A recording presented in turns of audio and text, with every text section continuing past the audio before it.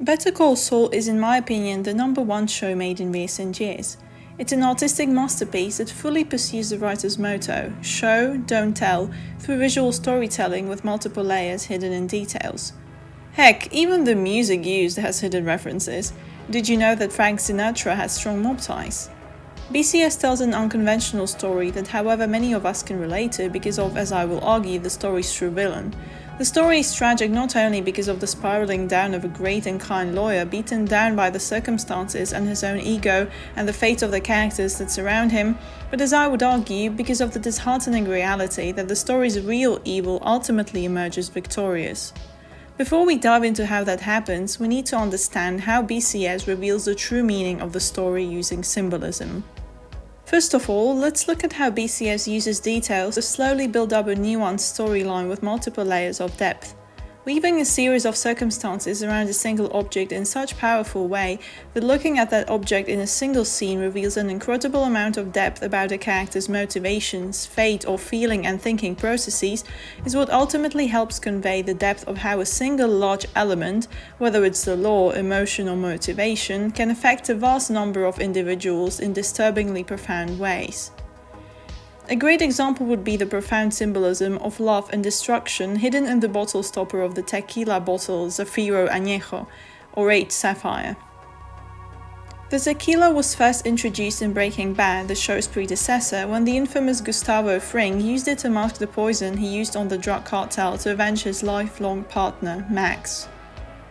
It thus refers to the immorality people can succumb to out of love, which is a recurrent theme in BCS.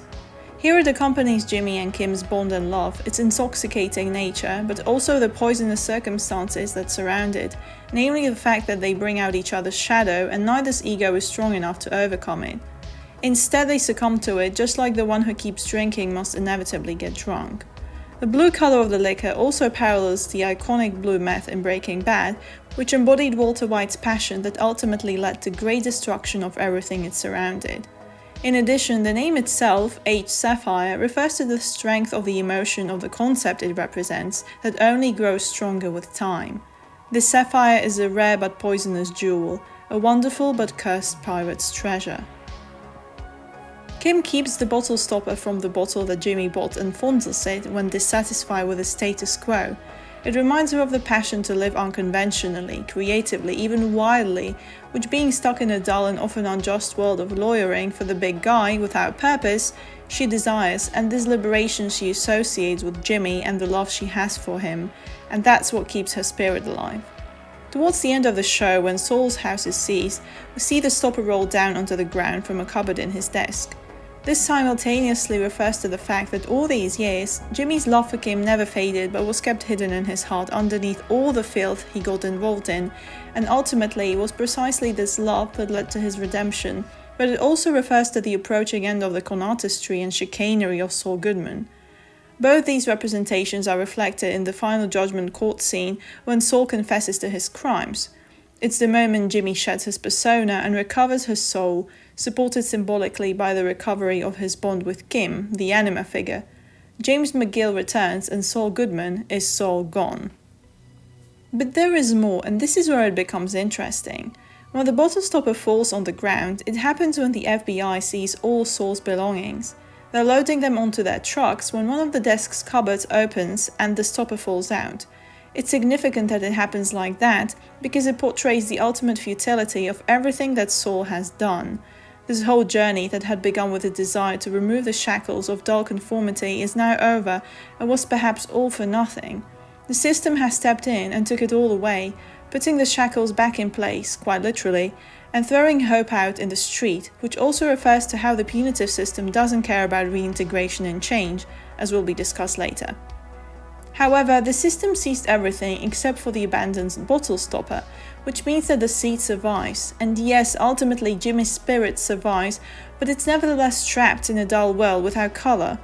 The winner indeed takes it all. And this had been told prior to these events taking place in a single shot of a falling bottle stopper. It's so beautiful, it brings tears to my eyes. The show is so nuanced both artistically and story-wise, the character development is brilliant and the storytelling through details is highly captivating. But what strikes me the most is that the main message of the show is actually often missed, and this is what we'll attempt to unravel. I've seen many different takes regarding the show's characters, especially when it comes to determining who's the villain and who's the victim.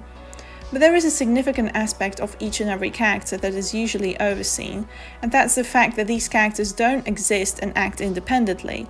They act within the limitations and rules of an underlying system that tells them what's right and what's wrong, and they act in ways which reflect their own individual belief systems, which can either clash or concord with the main system they're part of. In this video, I'll try to provide you with a completely new perspective on Slipping Jimmy and Kimmy's motivations, Howard's seemingly blameless victimhood, and Chuck's moral rigidity. I'll not dive into the storyline surrounding Mike and the drug cartels, but this pattern can be observed in their stories as well. To truly appreciate what's going on, we first need to delve a bit deeper into how conceptualization of evil has led to development of particular moral systems. Let's look at the definition of evil and the problem of the meaning of evil. Evil is considered to be deliberate intent to cause harm, not necessarily in order to gain something in return. In fact, pure evil is characterized by precisely that, harm for the sake of causing harm. The more perverted the mind, the more pleasure is derived from causing harm. But essentially, evil is a harmful side effect of an action that's carried out in order to obtain something. It can therefore be a means to an end or an end per se, as in the case of those who derive pleasure from the harm itself. What exactly is actually considered evil, however, depends on the measure each society or individual uses to compare it against. In the Western society, the moral guidelines are laid down in the law and religion. They serve as a safeguard against transgressions, where both the transgression and what is being transgressed against are well defined. For example, individual autonomy is the pillar of the modern society precisely because it's a defined concept protected by the law, thanks to which the law can ensure there will be due punishment if it's violated. The role of the law is then to assess what's considered its violation within the context provided, using the predefined sets of rules. Therefore, if there wasn't such a thing as the judiciary punitive system with its definitions, rules and persecution, the whole idea of evil would very likely change form. The law as we know it today arose as a system of rules thanks to its predecessor, religion, and religion arose from the concept of human decency. Together, they gave rise to the idea of evil and good, creating a system of rules that reign over the principles of human interaction. Just as the law has its own definition of justice, so does religion and any individual moral and belief system influenced by the former too, as well as a number of different factors such as past experiences. These guide individual action. However, due to the presence of the law, individual action is automatically restricted from complete influence of the other two systems. I think it's important to understand this because the existence of these structures is what together paints the picture of evil as we know it today. They arose in order to guard against evil as defined by it, and that comes with certain issues as will become obvious. What concerns us here is the difference and overlap between what action is lawful or unlawful and what good or evil. Today, the sovereignty of law achieved a significant overlap between the two categories in individual belief, but if we look at other eras, such as the times of witch hunts, slavery, or fascist regimes, clearly at the time some would have equated lawful with good and some with evil. We can safely assume that beneficence and maleficence are what ultimately defines what good and evil are, and this leads us back to the idea of harm. I would argue that this problem of discrepancy between lawfulness and harm is still actual, and the lines aren't always well defined. BCS shows us with great precision that sometimes one can abide by the law perfectly well and yet completely violate human decency, whereas the opposite can be true too. Sometimes the law is simply there to make sure that everyone is miserable equally as justice slips silently through the cracks. There are acts which the law overlooks for lack of palpable evidence of their injustice, and I mean the acts that are officially lawful, and it's precisely those acts, as we will see, that despite their outward lawfulness can be the most evil and can drive individuals to violate the law that fail them. Collective moral codes often fail to account for the fact that repressed animal instincts need a safe outlet. Instead of providing that, they're based on repression and outright rejection, which create rigidity and revolt against it. Instead of facing this problem, the system is willing to sacrifice both the obedient citizen and the criminal alike in order to protect itself. In this analysis, we'll look at what I believe underlies the entire plot of BCS. failure of the system at safeguarding human decency, and the resulting revolt against lawful unfairness, and an overbearing presence of a system reluctant to change and oblivious to human feeling and desire for meaning. To understand why each individual in BCS behave the way they do, we need to understand their belief systems as well as the structure of the system they're part of, the system of the society. What I will refer to as the system will represent the governing set of rules laid down by the law in conjunction with the actions that can violate human decency but are deemed lawful. In BCS, the system is represented by Chuck McGill, but even he himself is, at the time, its victim, due to the fact that the system had shaped his individual belief system, as should become clearer later on. Whenever I'll be referring to the individual belief systems, it will be signposted.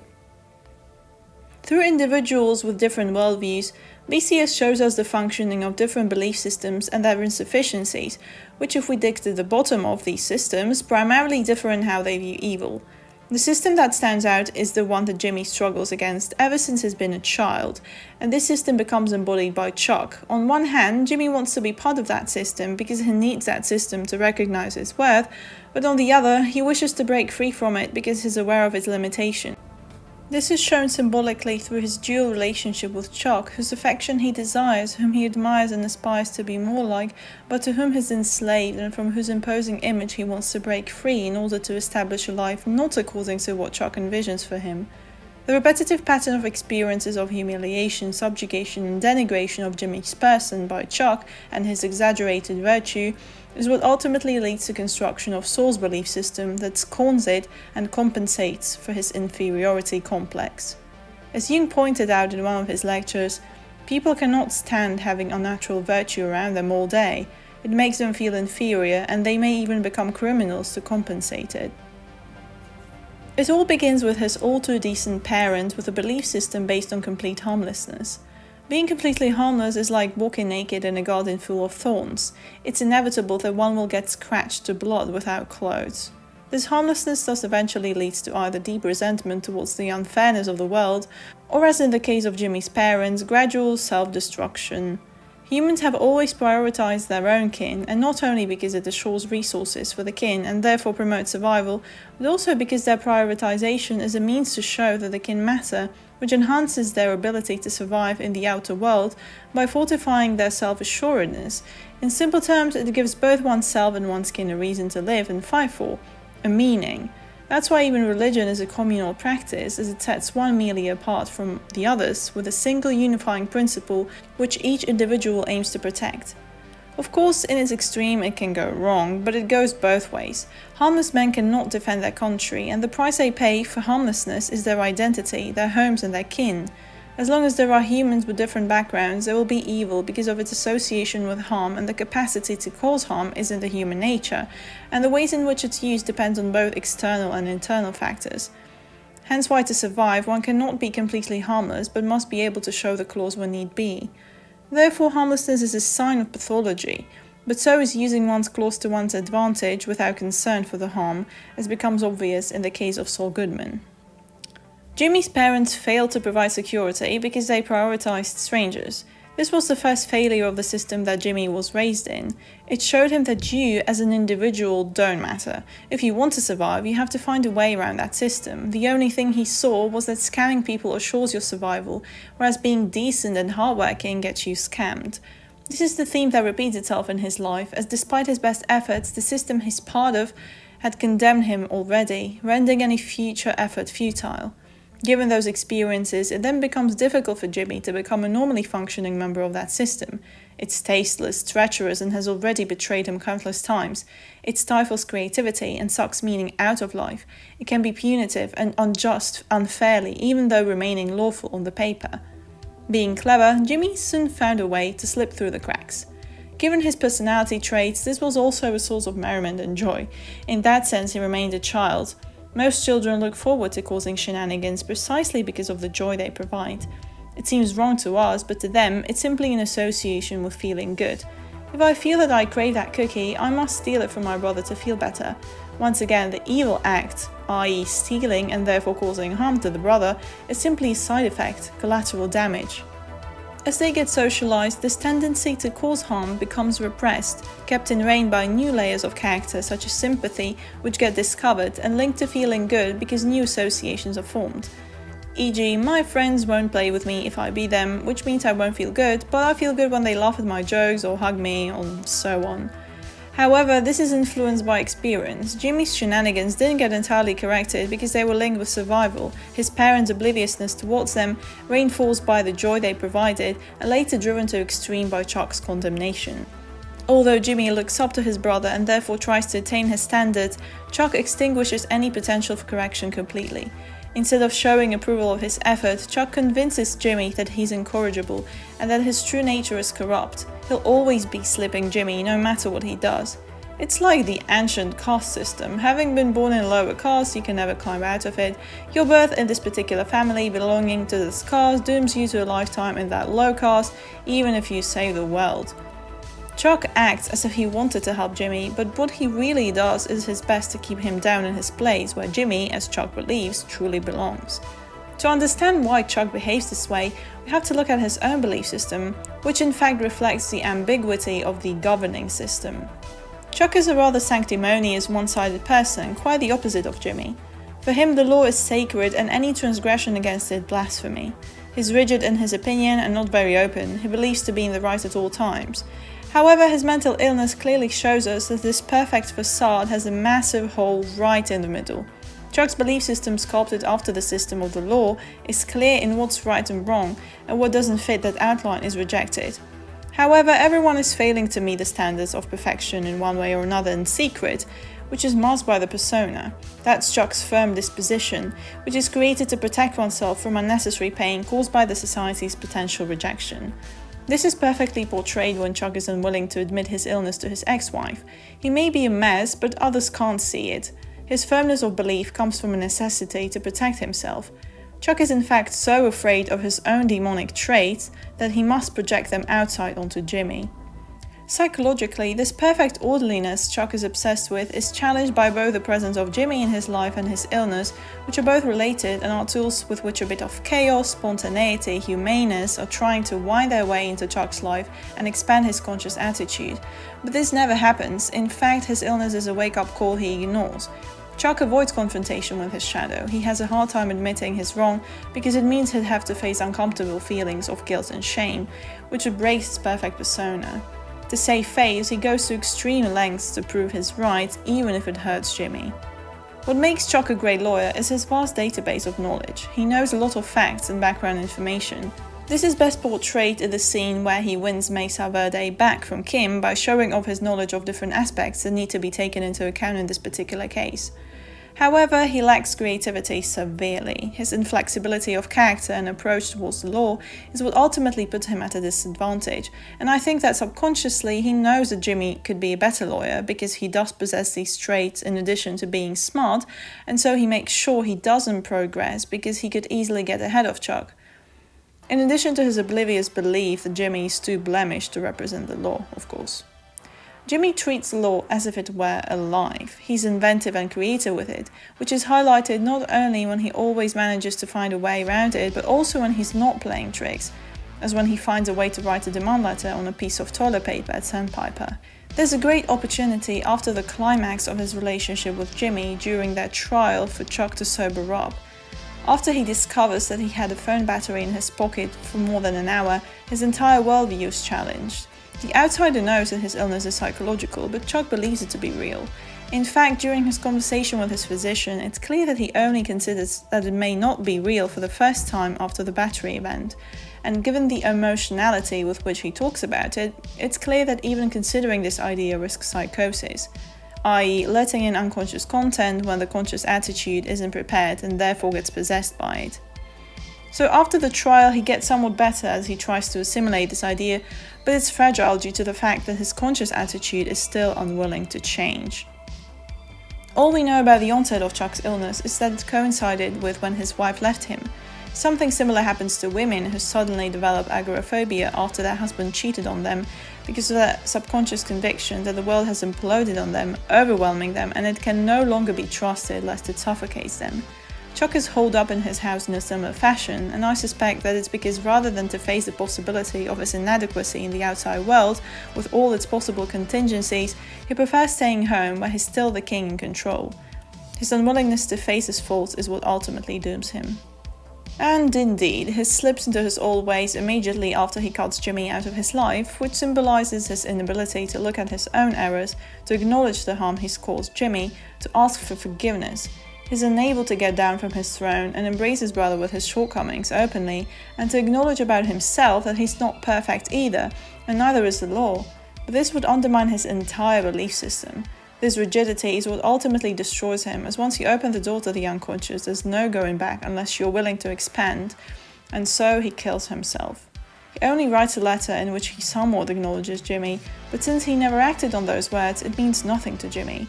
Or rather, this is where his soul persona is emerging fully, and therefore he oppresses all the good things that they had shared in their relationship, so as to avoid having to deal with the emotional burden it implies. On one hand, we can understand that Chuck bases his notion of Jimmy on Jimmy's past behaviour and mistakes, such as the time when he defecated through a sunroof on children, or when he was stealing money from their parents' own shop. But the problem with this is that Chuck has never really done anything to help Jimmy to correct his behaviour.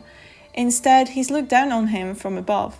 In addition to that, he resented the love that other people have always shown towards Jimmy, especially their parents and Chuck's ex-wife, because he's convinced that they only got fooled by Jimmy's fake side, whereas Chuck can see him for what he is, and because on the inside, Chuck simply feels that he's the only one who deserves to be admired due to his accomplishments. But this isn't quite right. Jimmy has always been able to relate to other people's human side because ultimately he's much more human himself with his faults, whereas Chuck has always been a matter-of-fact person unable to concede loss. This is clear when he tries to tell his ex-wife a lawyer joke after Jimmy had made her laugh. He quite fails because the joke isn't genuinely felt but is told out of jealousy, and so it's always been more convenient for Chuck to keep Jimmy down and overshadow him with his position. This is shown time and again. The scene that stands out symbolically is the karaoke scene where Chuck grabs the microphone from Jimmy at the celebration of his becoming a lawyer. Now, jealousy is a great tool that can be used to expand one's consciousness if one is able to acknowledge its presence along with its source. It can indicate traits one doesn't have but vitally needs for growth. For Chuck, it's a great but missed opportunity, as he instead resorts to denial and denigration of these traits, which are reflected in Jimmy. These traits aren't pathological per se, on the contrary actually, they only become so when used inappropriately, as seen in Saul's actions. On the other hand, Jimmy acknowledges Chuck and his traits and does in fact wish to emulate them in the beginning. He admires his brother and aspires to be his equal. Unlike Chuck, he's aware of his mistakes and tries to fix them. But since no matter what he does, nothing changes, Jimmy gets fed up and stops trying, gives into his shadow, and as the final flashback between the two brothers later reveals, he becomes rigid in his chaotic ways. And so neither are thus able to change. Chuck and Howard represent the underlying system of the law, and so they simultaneously represent its greatest flaws, namely its inability to account for transgressions against human decency. Even though Chuck stands for justice and righteousness, he behaves in the opposite way in regard to his brother, but it remains lawful, of course. He holds the law sacred, but transgresses against the values of human decency. Instead of supporting his devoted employee and best lawyer, Kim Wexler, by letting her take along the client she herself worked hard to bring into the firm as she leaves, knowing well that she doesn't have any other client of her own and is starting from zero, he snatches even that from her despite zero necessity to do so, only to get back to Jimmy. Despite his seemingly grandiose character, Chuck is a very petty individual. His double standards are exactly what's to be expected from what we have just analysed about his character. The conscious attitude is one, but the unconscious, that which is denied but still shows up involuntarily, is another. Namely, Chuck doesn't openly acknowledge his jealousy and resentment. He finds other ways to remain faithful to the law, while also expressing this jealousy indirectly through punishing his brother.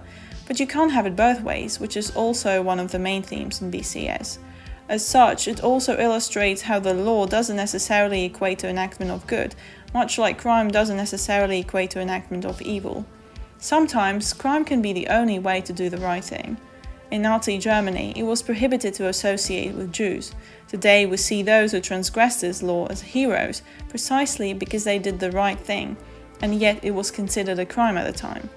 Today, the system backed up by the law is allowed to screw you up, as there are things that it can't prevent itself from doing. On one hand, the law forces us to give up and grind more if something doesn't work out, and if it doesn't ever work out, according to the law, you must keep grinding forever without results. We often say the results do eventually come, but due to the fact that there are other factors that slip through, these results tend to be contingent on luck. For example, some of the greatest literary authors were acknowledged only after their death. They lived and died in poverty despite the fact that their work was marvelous and the grind real. We could say that this was, for example, because the attitude towards their work has changed with the era. Fair enough, but the problem with that is that the value of that work has remained the same intrinsically and has only changed extrinsically.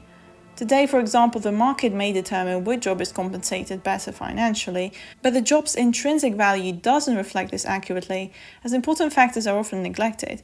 We could survive with fewer businessmen, but fewer construction workers would be an utter disaster. And yet the difference in wage between the two couldn't be larger. The core of the problem hasn't changed much over time. The system doesn't account for some vital aspects of the structure of human functioning, and so the spirit slowly fades and crisis arises. Now, of course, it's not always the structure of the system in a specific area of life alone that's to blame. Individuals are responsible for their actions too, but systems play a huge role as they govern a vast number of factors that affect the outcomes of our actions. To illustrate, let's look at the situation that preceded the Chuck v. Jimmy trial in BCS. So first, Kim is a diligent worker that starts from zero and builds herself up to become a top lawyer at HHM. Howard punishes her for helping Jimmy getting a job at Davis & Maine when he gets himself fired on purpose because she convinced Howard to use the name of HHM to suggest to Davis & Maine to consider Jimmy for the job, and so Howard sends her to work underground in doc review. She works hard and secures Mesa Verde, a huge client for HHM, but Howard still decides to punish her, and this reflects his belief system as he considers this an act of mercy, so to speak, to, as he says, push her to become better. This reflects how powerless the individual is at the mercy of the system he's entrapped in. So, legally, the client is now HHM's client. Kim decides to leave HHM to start solo practice, convincing Mesa Verde to become her client. Chuck convinces Mesa Verde to stay with HHM, leaving Kim without a single client, forcing her to struggle to make ends meet and start once again from zero. Again, Chuck does this to punish Jimmy. In turn, Jimmy decides to scam HHM, i.e. commits a felony to get Mesa Verde back to Kim. He does this because of the fact that it was her work that brought them in the first place. However, legally the client is HHM's, and so again it's the system that governs individuals from above that gets to reap the rewards of the individual's work. Now, is this situation fair towards Kim? Is it in accordance with human decency? Well, clearly not. Is it legal? Yes. Is what Jimmy had done a crime? Clearly. But was it done in accordance with human decency? Yes. We can't see this event in isolation, though. On one hand, it adds another piece to the puzzle of the whole picture of how far the governing system can go without any repercussion, but it also shows that it drives individuals to, in turn, break other individuals within that system, while the system itself remains intact. The crimes that are committed in an effort to protect decency thus end up snatching other individuals in the process, leading to more violation of human decency. Even though Jimmy did Kim justice, he harmed his brother in return. He harmed Kevin, the CEO of Mesa Verde, and started another cascade of events that ended up destroying both himself and those around him. At the end of the day, the system survives, but individuals destroy each other. Where Jimmy falls lower and lower into his devious ways, Chuck becomes more and more rigid. Their relationship is destroyed and eventually everything breaks apart. But the system survives. In fact, BCS is ultimately quite tragic precisely because it depicts the unwieldy steel the system is made of. Jimmy in the end recovered his soul, but not the colour of his world. Him and Kim both resorted to stupid, even vile things, but never out of a wish to do harm, but because of a wish to escape from the entrapment of a dead system without spirit, symbolized by the Pina Colada song, whose title is actually Escape. The call of their souls was shut up by the system itself without any reasonable alternative provided, and so they resorted to crime. On one hand, we see the great story of an individual that falls into an abyss of immorality and emerges from it like Hercules with Megara's soul from the vortex of the trapped souls of the underworld, out of love, justice, and strength of his own spirit. But on the other, we must face the tragic truth that the system is unwilling to change and unable to reform those that rebel against it. Their actions point a finger on the flaws of the system, but instead of trying to solve them, the system simply puts a plaster on them. In the end, it traps you in its dull routine, unchanging ways, and punishment without any intention whatsoever to reintegrate. The system condemned Jimmy and Kim to a colourless world, and they rebelled. Rebellion doesn't occur without a reason. Even when it's not right, it should be alarming. It means the system is falling apart. But ultimately, all this is for nothing. The system just keeps being the same. The victims of crime are collateral damage for it too. It only wants to find a scapegoat rather than face the problems. It locks Jimmy up, and so the victims are eventually forgotten, and no one questions what drove the criminals to act in such ways in the first place beyond their clear motivations, and the problem is seemingly solved. But this is a cycle that never stops. Perhaps ruthless kings were self-appointed in the past, but self-appointed ruthless kings still rule now, except that you get to elect one of them. The law is the law. It's not about fairness, but about the rules. If the speed limit is 50, whether you go 51 or 100 makes no difference. The fine is the same, even though there's clearly a huge difference. And if you flash the right ring, well, there's no fine for you. Let's now look at the role that Howard Hamlin plays in this system.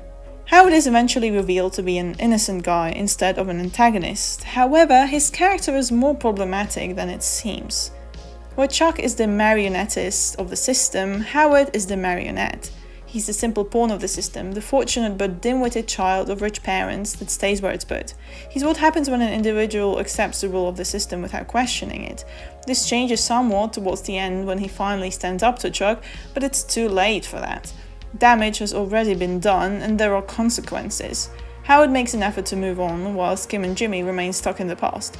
But this effort is ultimately futile because the system that's rotten can't be simply kept alive without addressing the problems. Even though what happens to Howard is unjustified, it happens in order to portray the reversal of the side. The side that plays a role in lawful injustice now gets to experience it itself. It depicts that Jimmy and Kim turned into the demon they fought against. Howard is ultimately punished because he's just a normal guy that fails to see how rotten the underlying structure of the system actually is, and so he inadvertently takes part in it. This is portrayed perfectly in the scene where Kim takes it out on him, mentioning how he expects Jimmy to dig amongst his dead brother's burned belongings. Howard is oblivious and colourless. He leads a monotonous, pathetic life because he plays by the book even though it makes him suffer. His marriage is frigid, he suffers from insomnia and depression, but he still maintains a professional appearance despite the decaying personal life.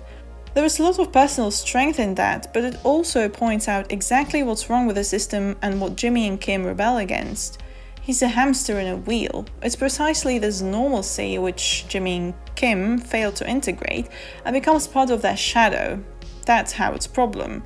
They project this shadow onto Howard, and hence why he becomes the target of their mischief. Just as with Chuck's illness, if we look at Howard and his idiosyncrasies, they reveal the core of his character.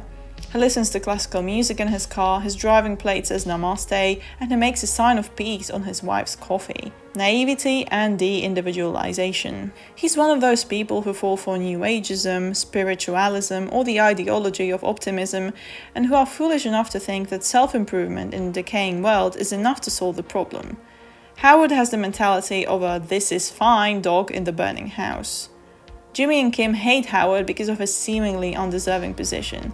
They believe he's a self-entitled prick that's full of himself, a Ken living in his flawless dollhouse without standing out in terms of genius or creativity or having to work hard, since he inherited his father's law firm and name. That's of course not quite right, but since they work hard and yet are screwed over, they see the injustice they suffer embodied by Howard. Again, the shadow projection, and decide to take the piss out of Howard in season 6, which inadvertently ends up killing him just because he's in the wrong place at the wrong time. And this characterizes everything that revolves around Howard. If Howard was somebody else, it would make no difference, because what happens to Howard is because of his position. He's simply seen as a person with an affluent daddy, a successful business that isn't successful because of him, and as a bully boss that's however just an intermediary of the real boss. He's not seen as an individual, he's a pawn of the system and no one who's hated for what he embodies. He's de-individualized. And indeed, all that remains of Howard is a shoe floating in the vast ocean. The fact that Howard ends up sharing his grave with his killer, Lalo Salamanca, is most revealing about Howard's position. He may be genuinely trying to make things better, but in the end, he's the one blamed for somebody else's wrongs due to his oblivious passivity and position within the system. Howard is much like Jimmy's parent, except that he has money and fame. His harmlessness is precisely the problem. He fails to stand up to Chuck's whims until towards the end. The scene that best depicts this is when Kim leaves HHM and Howard calls Chuck immediately to snatch Mesa Verde from her, which is a scumbag move. It's perfectly understandable from his position, it's something you would do for your firm, but it's still not right. Howard embodies this modern spirit of nonchalance and passivity, conformity with the status quo despite the acknowledgement that one suffers. And this is precisely what makes his character so irritating and in the end an ideal sacrificial lamb to absolve the system. He's expendable and neither side cares about him, as demonstrated by no one believing him when Jimmy and Kim pull the cocaine scam off. One Howard dies, but there will be another just like him.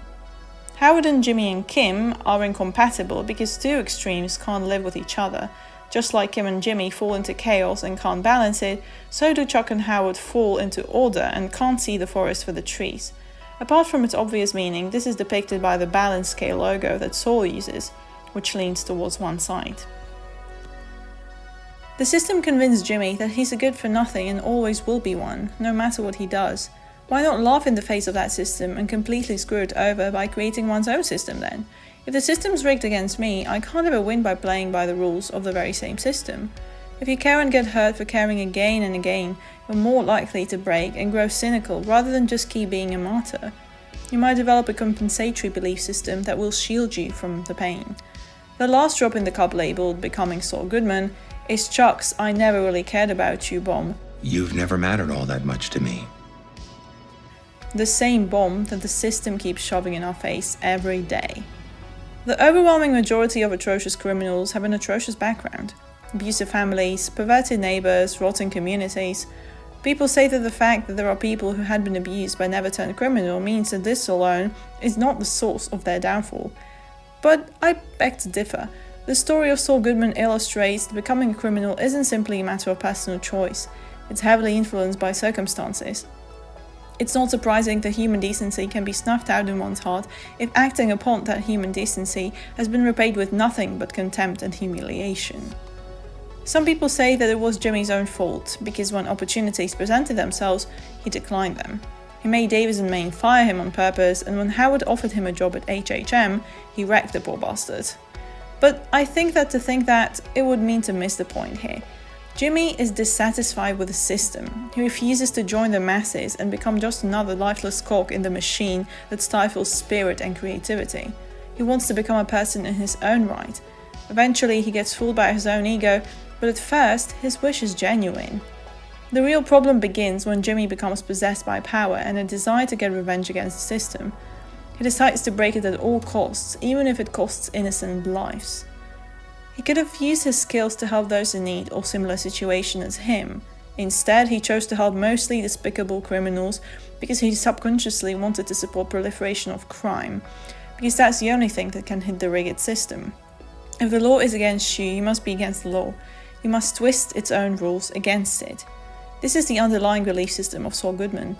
Jimmy genuinely wanted to protect human decency in the beginning, and hence why he broke the law. Saul Goodman only cared about breaking the law for the sake of breaking the system and for the joy derived from the feeling that the system got hit. This is quite clear because Saul never engages in causing harm directly like Walter. Psychologically speaking, Jimmy is one step ahead of Chuck because at least he's trying to integrate his shadow, but he's struggling to do so in a healthy manner. He's aware of the immorality of his actions, but as Chuck points out, he can't help himself. It means that he gets possessed by his shadow. Unfortunately, he gives into resentment and desire for revenge against those who oppressed him, instead of realizing that he had also been given many chances but decided to fluke them time and again. Instead of acknowledging his feelings, he projected his worst qualities outside to take it out on the world. He thus also fell into one-sidedness, failing to see the value of the good and the kindness he's received from the Sandpiper residents who trusted him, the co-workers who supported him. even Howard, who despite his faults tried to make amends, and Chuck, who harmed him so, but was still his brother. Jimmy refuses to take responsibility for the part he's played in his destruction because it's always been futile. That's why he smiles when Howard announces he feels responsible for Chuck's suicide. The blame has been shifted and so he doesn't have to take the responsibility for it. However, Jimmy remained alive underneath the Saul persona, as could be once again discerned from details. He chose to help the little guy even as Saul. He kept the Zafiro bottle stopper and the Casey lunchbox in reference to Kim, and ultimately it was Jimmy who led Jeffrey's mother to call the police on Saul, and it was Jimmy who owned his actions. As we learn from the other storyline, the cycle of revenge never ends. The system remains unaffected. It's the individuals that suffer. One of the most revealing scenes in the entire show occur in Season 6, Episode 9, when Mike tells Nacho's father that the Salamancas will fall and there will be justice. But he responds that this isn't justice but revenge. It's a cycle that never ends. What you talk about is not justice. What you talk of is revenge. Ustedes son el cartel y su justicia. Todos son iguales. And the same is true for Jimmy and his slips.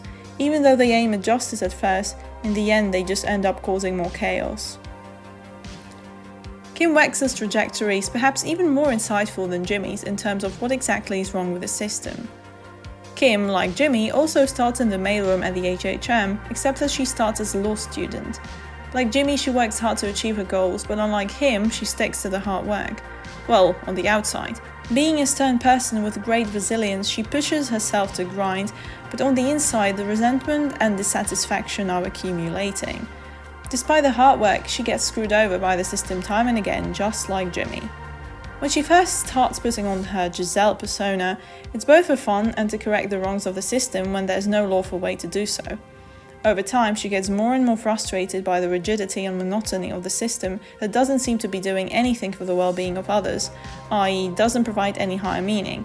It's just a hustle to get it over and done with, the cycle of peddling for the big guy and gaining money. We can see that clearly when the Mesa Verde CEO, Kevin, shows her the branches he's going to build, which leads her to start picking up pro bono cases. In the picture of Mesa Verde, she sees the emptiness of this monolithic, all-consuming, capitalistic machine that gives little in return, controlled by some stupid, narrow-minded rube, which is an opinion she demonstrates in the scene where she imitates him. This erupts when she decides to go behind Mesa Verde's back and prevent them from evicting an individual from his house to build a call center. Kim's individual belief system is built on a strong emphasis on human decency, as demonstrated through her belief in Jimmy and a preference for pro bono cases. Over time, she notices an incompatibility of this belief with the system that often steps on toes unjustly yet lawfully and wants to do something about it. At the same time, there's the immorality associated with crime that's distasteful to her, but also a desire to break free from the monotony she guards in her heart. This creates a huge conflict in her psyche. At first, she feels horrible and conflicted whenever she gives in. She backpedals just before the shit is about to go down. She tries to pull away from Jimmy time and again. She doesn't want to pair up with him in practicing the law, and when they do start WM, they remain associates only, practicing law individually. Later, she accepts Schweiker's offer instead of supporting Jimmy in his future plans for renewing WM, which leads to his panic attack and fortifies his decision to become Saul Goodman. She does all this because she's afraid of giving into the same urges completely due to their moral dubiousness. In the beginning, Kim serves as Jimmy's moral compass. She tries to prevent him from breaking the law, but eventually over time the system keeps screwing both of them up and she gets fed up. In fact, she gives Jimmy a free hand in his cornouterstry, even encourages him to engage in it, and finally becomes Slipping Kimmy herself and takes the leading role in the Howard situation. In fact, it's Jimmy who tries to dissuade her from it. And so over time, however, just like in Jimmy's case, helping others is sidelined and it becomes purely about excitement and revenge against the system, even though it means sacrificing individuals who have nothing to do with it. Let justice be done, though the heavens fall. Kim's backstory comes in to paint us the bigger picture. We learn that the earrings and necklace she's wearing were in fact the ones that she had stolen as a teenager. Her mother made a scene to make it seem as if she was punishing Kim in front of the shop owner that caught her in flagrante, but in reality she supported Kim in her crime and let her keep them. We know that Kim's mother was reckless, often driving intoxicated. They were moving homes all the time, most likely because she wouldn't pay the rent on time. Kim grew up in poverty, with her single mother not trying to do much to improve the situation.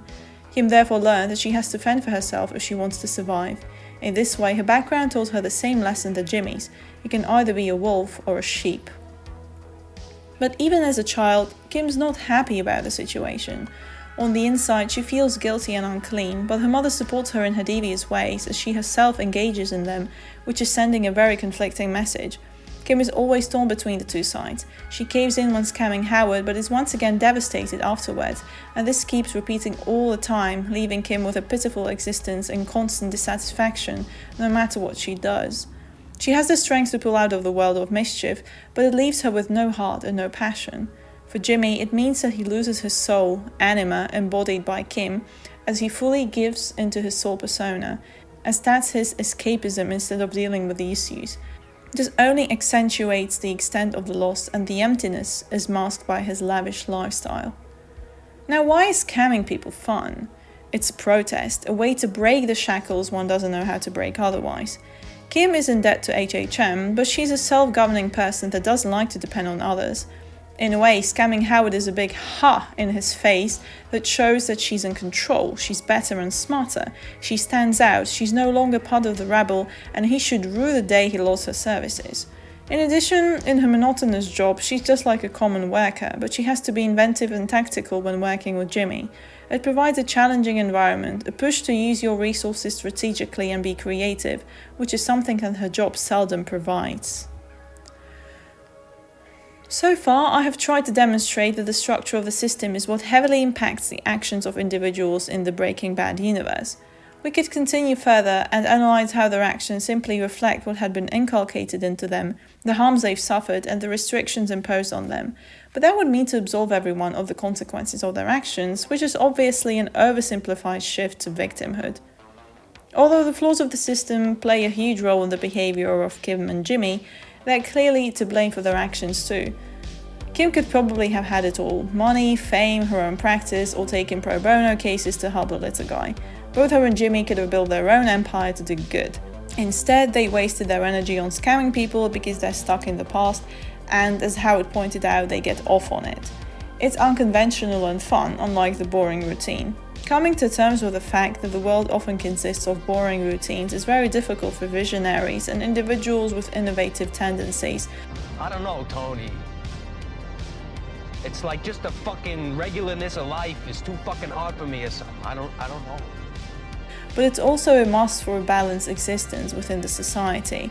This is the Senex discipline as symbolized by Chuck, in contrast to the puer spirit symbolized by Jimmy. As Carl Jung writes in Modern Man in Search of a Soul, for people who have far more ability than the average, for whom it was never hard to gain successes and to accomplish their share of the world's work, for them restriction to the normal signifies the bed of procrustes, unbearable boredom, infernal sterility and hopelessness. As a consequence, there are many people who become neurotic because they are only normal, as there are people who are neurotic because they cannot be normal. For the former, the very thought that you want to educate them to normality is a nightmare. The deepest need is really to be able to lead abnormal lives. Jimmy and Kim face a midlife crisis. As a person ages, the enthusiasm that might have been associated with their job slowly wanes. The more the life becomes a mere routine, the less satisfactory it grows. Desire for change arises in the form of unconscious fantasies, which can bring in new potential for further growth and improvement. However, the more frustrated their manifestation becomes, the more the resentment accumulates. The barricade imposed by the system's impotence at proliferation of creativity against the desire to effect change creatively is what instigates crime here. Individual factors play a huge role in the events that take place in BCS, but it's impossible to see them without the background of the system's flaws. Another issue at hand is the complete failure of the punitive system at preventing recidivism. For example, it's been shown that incarceration doesn't prevent reoffending very well. In fact, punishment without implementing mechanisms of correction of behavior works poorly and merely reinforces the idea of one's incompetency. In fact, it may have the opposite effect. The individuals may engage in criminal behavior simply out of spite. It fuels the desire for revenge. Criminals are often found without resources upon their return to the society. Without appropriate skills and in a community that promotes criminal behavior, they simply tend to revert to their old criminal ways once again. This is another aspect where the law fails miserably. It fails to take into account individual psychology, past experiences, and other social factors. Without these, it may perhaps prevent one from committing serious crime in most cases, but only because it evokes fear of punishment rather than modifies the individual's views and attitude. This is a theme that we encounter again and again in BCS. For example, Chuck acts like a parent that physically punishes the child and expects the child to correct its behavior on its own. As a result, the child will behave, but not out of a genuine wish but out of fear, and only until it forgets about the fear. There isn't a positive guiding figure that would encourage Jimmy to use his talents productively in a way that would promote his individuation. Instead, Chuck stifles what makes Jimmy unique and tries to kill his creativity, which of course leads to the opposite. This creativity is like a ticking bomb, where with some guidance and understanding it could have been used to mold Jimmy into a great and honest lawyer. And we can see he has this great potential to surpass even Chuck because he has what Chuck lacks, the ability to relate to other people on their level rather than looking at them from above. Instead, it's repressed and therefore can't but look for other ways to express itself. Saul Goodman points out the disgustingly obvious inequality that rules the world behind the curtains. Democracy is falsehood. Those in high positions aren't there necessarily because of achievement, as exemplified by Howard. They have capital and no accountability and are twisted in one way or another, even though on the outside they behave as family, as exemplified by Chuck. Those who win are simply better at hiding away the way they arrived at their victory. Prince Andrew can be a rapist and a pedophile, and it can be an open secret because he's untouchable. We hate all the Gates and Bushes and Bidens, but ultimately it makes no matter. They will retire and die with no accountability, and they will be replaced by the same Gates and Bushes and Bidens, and the system will just keep on living. Just like that, freedom of choice becomes pointless. One feels that he can neither stay in nor leave the system. Where Anna Karenina resolved this problem by throwing herself in front of a train, Saul Goodman decided to turn the system against itself. The final flashback between Jimmy and Chuck is in my opinion the best scene to watch if we want to understand this hamster in a wheelery of chaos and order. The two brothers show that they're each unable to change the incompatibility of the creative spirit and the rigid order of the system, as neither is willing to give some leeway to the other. Jimmy, if you don't like where you're heading, there's no shame in going back and changing your path. Oh, when have you ever changed your path? Hey, think on it.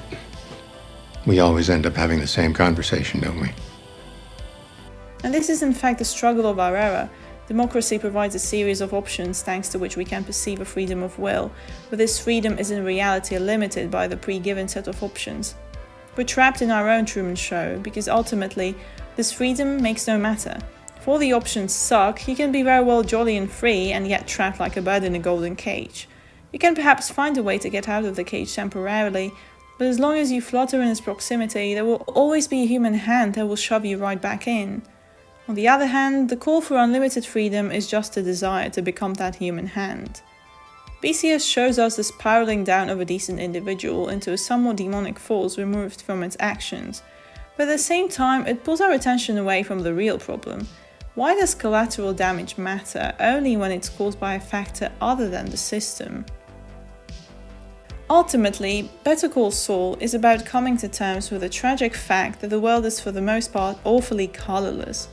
The dull conversations and routine jobs that are unfulfilling are most people's daily bread. The machine keeps churning away while its cogs are being constantly replaced at the same rate they're wasting away at, running on the unfulfilled potential of each and every one of them. And as Kim's post-Jimmy and during Saul era shows us, most people are comfortable with it and don't question it, as symbolized by the heart-wrenching yep uttered over and over by Kim's new partner during coitus. It's the sound of the system's final screw-over, the sound of the machine's never-ending torture, the whack of the falling hammer on the steel robots molded after the shape of the Big Brother. This is represented through another tiny detail, the ice cream parallel. In the motel, Kim and Jimmy get a variety of ice cream with different colorful toppings to choose from, whereas the women in Kim's new office talk about deciding between vanilla and strawberry. We may see the ending positively, as in, I have finally come to terms with the fact that the world is often boring and I must toil away at times to be part of the society, but that's not the whole story, because once again, balance is not achieved and life becomes one-sided with nothing but dullness. Therein lies the ambiguity of Better Call Saul and of the system we're all part of.